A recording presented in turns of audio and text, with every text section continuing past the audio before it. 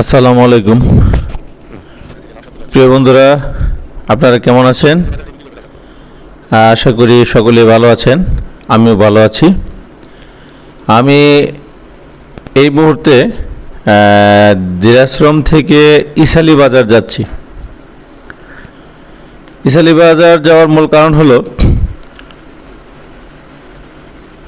এই ইসালি বাজার আসলে বড় কোনো বাজার না। এই ইসালি বাজার তিন রাস্তার মোড়ে রাস্তায় বসে, মানে এখানে কাঁচা বাজার বা সবজি বিক্রি করে কিছু দোকানপাট হয়েছে, যার কারণে এখানে এখন এই বাজারটা খুব জনপ্রিয় হয়ে উঠেছে মানুষের কাছে। কেন জনপ্রিয় হয়ে উঠেছে চলুন আসলে দেখি। সেটা হলো এই বাজারে তাজা এবং একদম টাটকা সবজি পাওয়া যায়।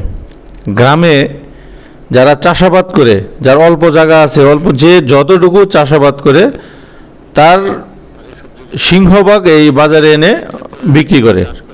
এই তাজা সবজি এবং তাজা বিলের মাছ নেওয়ার জন্য বিভিন্ন জায়গা থেকে লোকজন এই বাজারে আসে। যদিও দাম একটু বেশি, তারপরেও এই বাজারে লোকজনের আনাগোনা মোটামুটি অনেক বেশি। ছুটির দিন হলে তো কোনো কথাই নেই।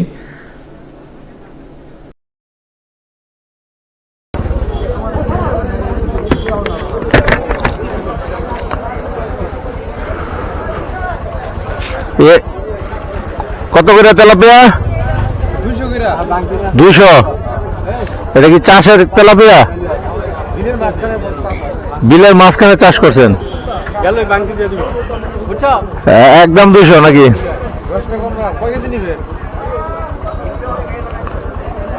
দেখি কতটুকু নেওয়া যায়। হ্যাঁ, 10 টাকা কম তো অনেক বেশি দাম চান। হ্যাঁ, আপনি কত করে রাখতে পারবেন লাস্ট?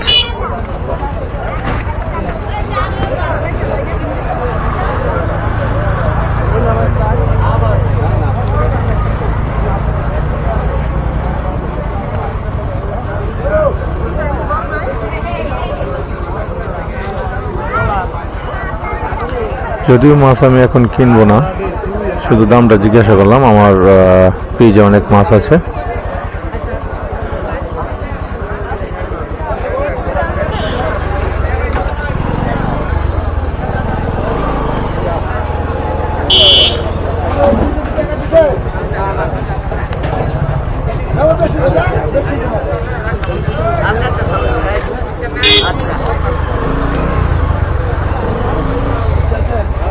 দূর দূরান্ত থেকে মানুষ আসে বাজারে বাজার করতে।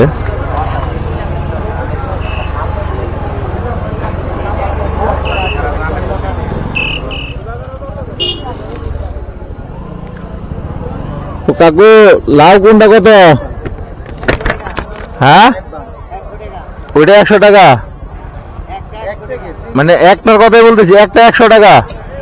মানে 2 খাসির মধ্যে যা নেবে 100 টাকা। এটাও যেটাই নেব 100। এত দাম চান কেন কাকু? হ্যাঁ হ্যাঁ, না এই 100 টাকা অনেক বেশি না? আপনার ক্ষেতের লাউ?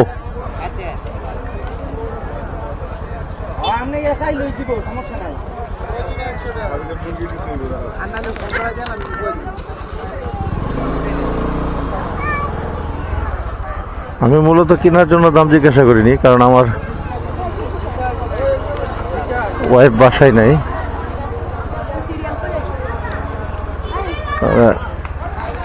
বাচ্চারা নিয়ে নানুর বাড়িতে গেছে বেড়াইতে। জাস্ট দামটা জিজ্ঞাসা করলাম।